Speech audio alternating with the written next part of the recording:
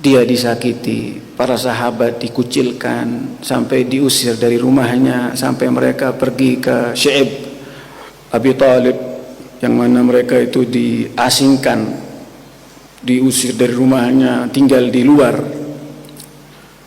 Dikatakan dalam sejarah sampai kurang lebih 3 tahun tidak makan, tidak minum, makannya hanya daun saja.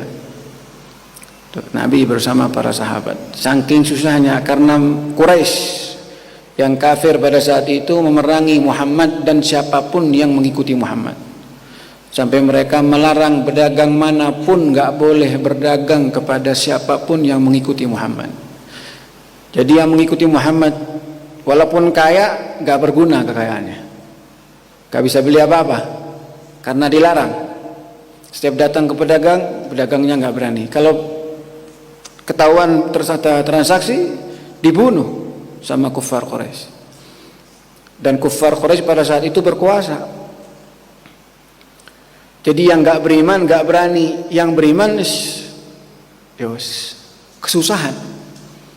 Sampai mereka tinggal di Syi'ib Abu Thalib, yang dikenal di sana itu gersang, padang pasir, nggak ada apa-apa. Kurang lebih selama 3 tahun, yang akhirnya Allah mudahkan dan akhirnya mereka bisa lepas kembali. Nah, kita bisa lihat Nabi sampai segitunya buat Islam. Sampai para sahabat ini sampai segitunya buat Islam. Artinya kita duduk di sini ini bisa begini nih, berkat Nabi Muhammad sallallahu alaihi wasallam. Berkejasanya Nabi Muhammad sallallahu alaihi wasallam, berkejasanya sahabat dan ahlul bait yang pada saat itu ikut sama Nabi Muhammad sallallahu alaihi wasallam. Bayangkan kalau nggak ada yang ikut sama Nabi sendiri, atau Nabi nggak sampai dimenangkan sama Allah, jaya Islamnya, sembuh sekarang ya apa?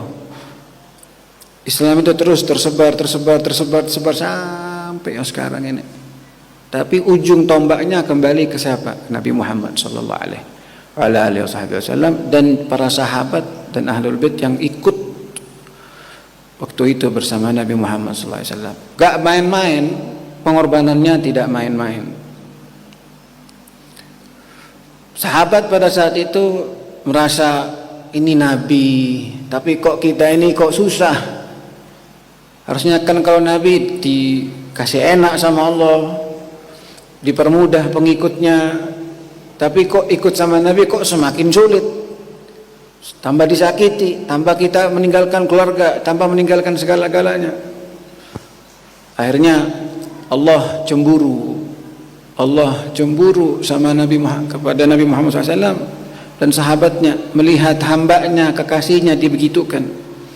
Maka Allah ingin menunjukkan kepada Nabi setinggi apa derajat Nabi itu di sisi Allah. Allah tuh pengen nunjukkan sama Nabi Muhammad SAW agar Nabi ini tenang hatinya, karena kamu fakat pada saat itu yang dilakukan sama musuh-musuh Nabi kepada Nabi sudah kamu fakat sudah. Sahabat-sahabat Nabi dibantai, yang dibahas kalau kita bahas dalam sejarah kamu fakat. Pengorbanannya itu dari jiwa, raga, harta, benda, semua. Maka akhirnya sampai terlihat tuh seakan-akan gak ada kemenangan dari Allah SWT. Maka Allah kepingin nunjukkan, maka Allah utus malaikat Jibril.